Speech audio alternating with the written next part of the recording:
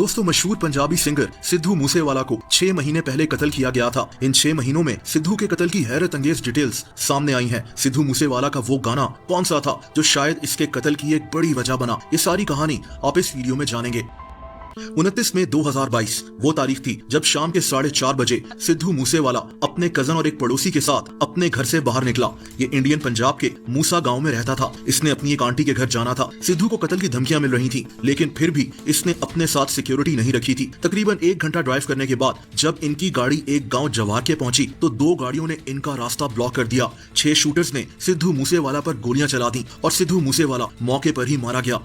दोस्तों, ये प्लान बहुत अरसे से बन रहा था। ये शूटर्स सिद्धू मूसेवाला की हर हरकत पर नजर रखे हुए थे। उस शाम जब सिद्धू अपने घर से बाहर निकला तो 2 लोगों ने इसके साथ सेल्फीज ली। ये लोग इसके फैंस नहीं थे, बल्कि दरअसल सिद्धू मूसेवाला पर नजर रखे हुए थे और इसीलिए पिछले कई दिन से ये लोग सिद्धू के घर के आसपास ही मौजूद थे। सिद्धू पर सबसे पहले अंकित नाम के शूटर ने गोलियां चलाई। आप जानकर हैरान होंगे कि इसकी उम्र सिर्फ 19 साल थी। इस कत्ल के सिर्फ 1 घंटे के बाद कनाडा में बैठे एक गैंगस्टर गोल्डी बरार ने सिद्धू मूसेवाला के कत्ल की जिम्मेदारी उठा ली। इसने कहा कि सिद्धू डायरेक्टली या इनडायरेक्टली इसके 2 साथियों के कत्ल में शामिल था और इसीलिए इन्होंने सिद्धू से बदला लिया। सिद्धू के कत्ल का दूसरा मास्टरमाइंड लॉरेंस बिश्नोई था। ये भी एक गैंगस्टर था जो इंडिया में ही जेल में बंद था। अब यहाँ सवाल ये पैदा होता है कि सिद्धू का इन दोनों से क्या ताल्लुक था और इन्होंने सिद्धू को कत्ल क्यों करवाया? दोस्तों, सिद्धू खुद कोई गैंगस्टर नहीं था, बल्कि इंडियन पंजाब के 2 गैंग्स की लड़ाई में मारा गया। इन 2 गैंग्स के नाम लॉरेंस बिश्नोई गैंग और बम्बीहा गैंग है। सिद्धू को लॉरेंस बिश्नोई गैंग ने मरवाया क्योंकि इनको लगता था कि सिद्धू इनके गैंग के खिलाफ काम कर रहा है। इंडियन मीडिया की रिपोर्ट्स के मुताबिक गैंगस्टर लॉरेंस बिश्नोई ने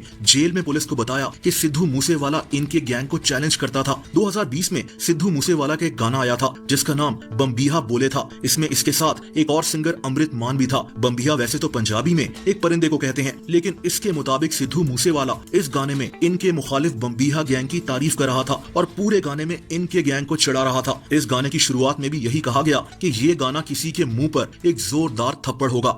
हाँ जी अमृत मान जी, ਸਾਨੂੰ ਬਬੀਹਾ ਬੋਲੇ ਗਾਣੇ ਦੇ ਵਿੱਚ ਸੁਣਨ ਨੂੰ ਕੀ ਕੁਝ ਮਿਲ ਸਕਦਾ?